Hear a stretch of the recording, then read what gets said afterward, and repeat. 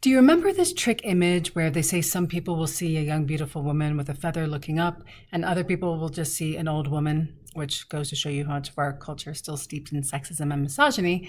I digress.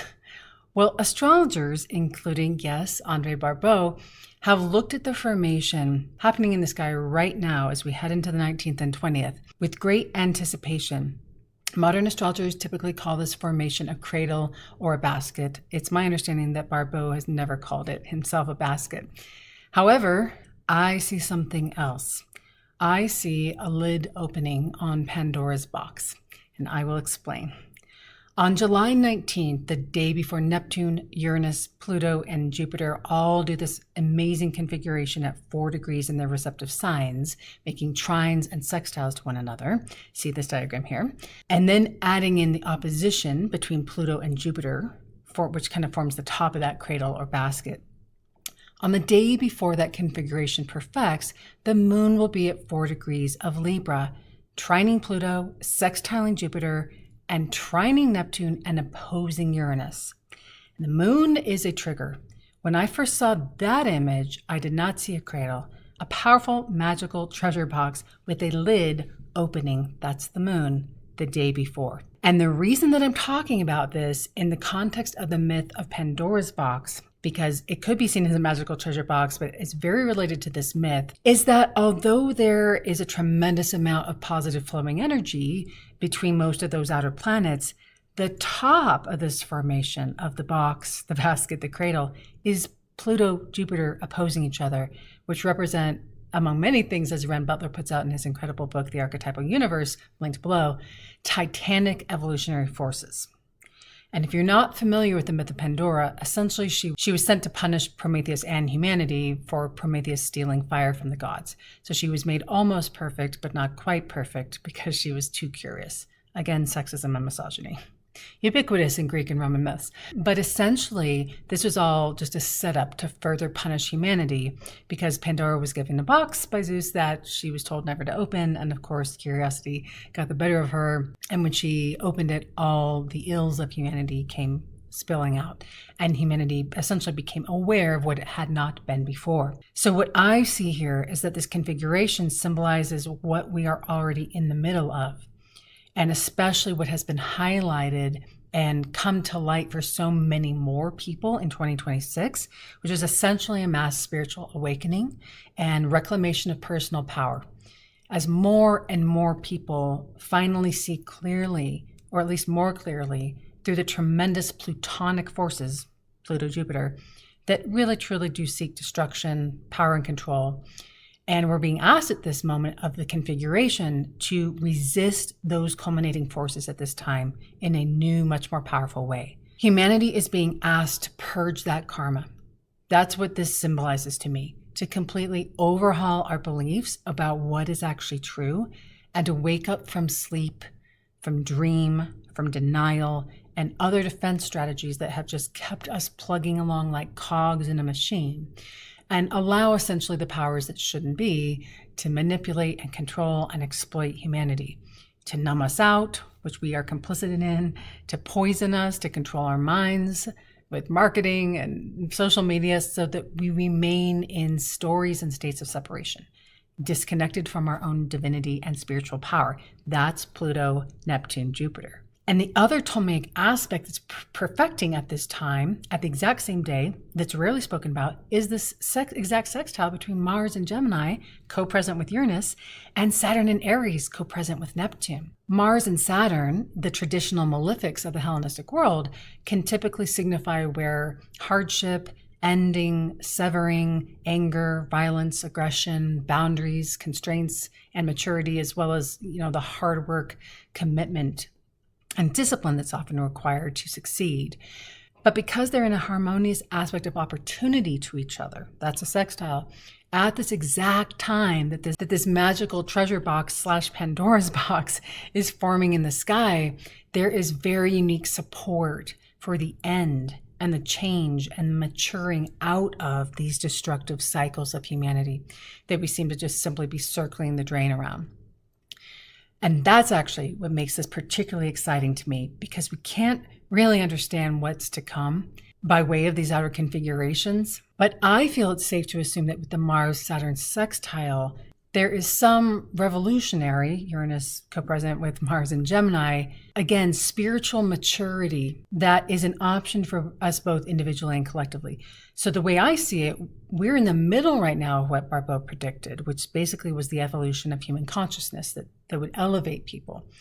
That evolution is at a crossroads where, as we all know, the very technologies that allow me to be a normal person, hopefully reaching many people at this very moment across the world, are also being used to survey us, to control, to decimate land and precious natural resources. Pluto in the opposition to Jupiter and the trine to Uranus can facilitate a mass awakening, Aquarius, of the mind. Mercury's in retrograde in Cancer, the homeland. But it also really highlights the perpetuation of stories, false narratives that are produced to control us via fear and hatred of each other, including men and women. The masculine and feminine archetype, I feel like in the last few years, those archetypes have really been pitted against each other, which, as I mentioned before, we also see that tension prolifically in the Greek myths, where blaming and shaming of women, people with certain characteristics, that lends itself to the modern experience of making the other wrong, people with a different color, religion, religious practices, beliefs, etc. All of that keeps us from the truth, Jupiter, our divine knowing, and our immense spiritual power, Jupiter, Pluto. And that's all the way from the poison food we eat, all the stuff in the air, to the capitalist structures that mandate endless hours of work with no reprieve. All of that suffering, sickness, death, sorrow that was released in the metaphorical tale of Pandora's box is on full display right now. The moon, 4 degrees in Libra, the lid has been opened. The structures underneath have been revealed. This is not something that's happening in the future. It's happening right now. And the movement of the moon opening that lid as the configuration perfects, again, 4 degrees Aquarius, Pluto, 4 degrees of Aries, Neptune, 4 degrees of Gemini, Uranus, 4 degrees of Leo, Jupiter, and the lid I'm talking about, 4 degrees of Libra. The moon's very quick. It doesn't last long. But that's what I'm saying. It's an opening, kind of ripping off the Band-Aid of what is symbolized by Pandora's box, because we're already aware of the horrible ills of the world. And yet, actually, this magical treasure trove, as cheesy as that sounds, of human consciousness and potential.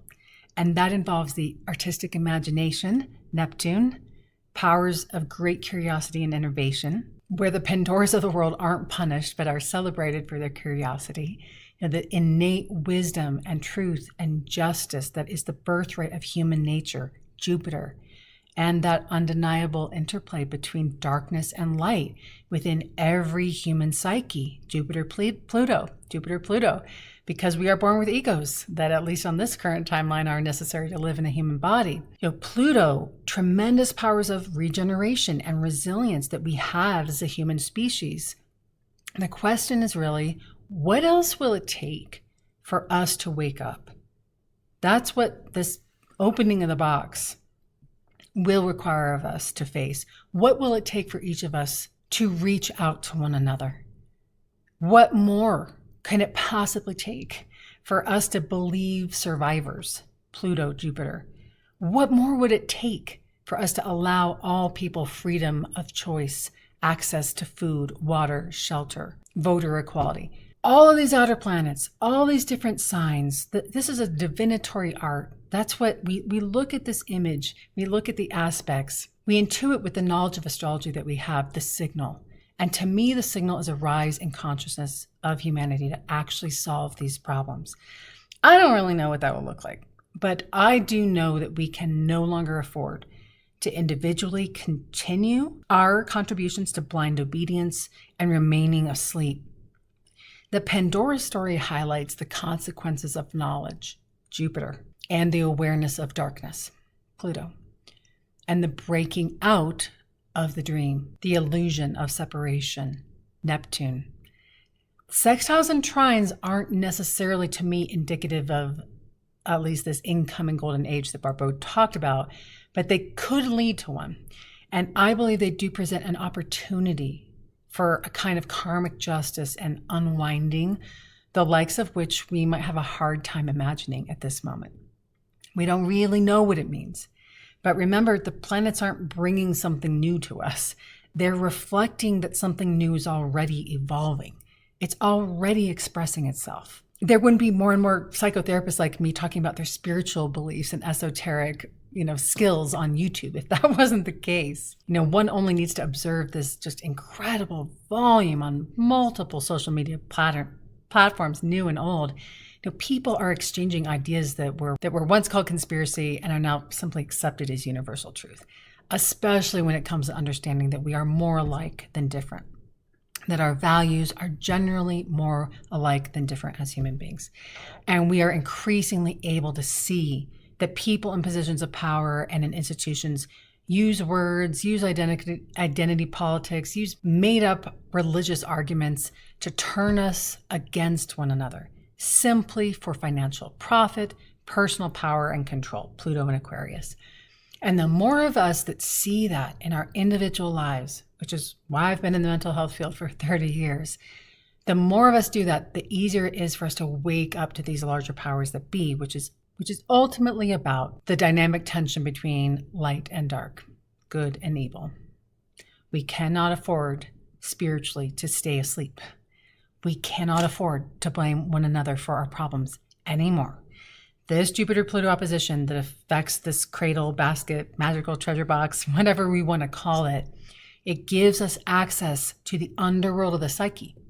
And I do believe that it indicates a positive outcome after a time of increased attempts at control. So we might find that in our personal relationships where Pluto resides and Jupiter resides in our charts. You might find the personal power struggles to be amplified at this time because in this configuration, Jupiter will move on and that particular opposition will pull off soon. But the minor aspects formed by Pluto, Neptune, and Uranus and the trine, they're here for quite some time. Really almost, the next year or two, back and forth as these planets move retrograde and forward. So look at the house where Pluto, Uranus, Neptune fall. Look at that minor grand trine that's what they make. Look at that minor grand trine in your own chart. It's in 3 areas of your chart that's not just under dynamic tension, but it's harmonious. I would say it's fated because sextiles, again, are opportunities that will unfold if you show up, and trines to me are usually destiny calling. If one's aware of those areas of the chart, that they're bringing something that was meant to be, we can more confidently, more courageously, and with more excitement, step into those places. The time is absolutely now. Don't hesitate. Open through your fear, Pluto. Notice where that fear is and have faith, Jupiter, in the outcome. We cannot predict it. We can't have certainty around it, Uranus. In many ways, psychodynamically, Jupiter opposing Pluto is really about the possibility of increasing our tolerance for uncertainty.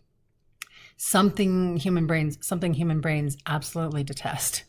It's actually the root of what I most typically work on with people most of the day. How can we increase our tolerance for uncertainty? How can we take opportunities? How can we engage in new ways creatively? Neptune. New ways, Uranus. And what are we willing to give voice to in the world? Gemini. And what are we willing to experiment with, Uranus, in our perceptions? So we're probably going to see even more experimentation with plant medicine and psychedelics with Uranus and Gemini. It's not just about tech, it's about perception. And Pluto wants us to perceive much more deeply than we ever have before, to feel more deeply, to express ourselves more deeply and honestly. We've been under a spell as a human species.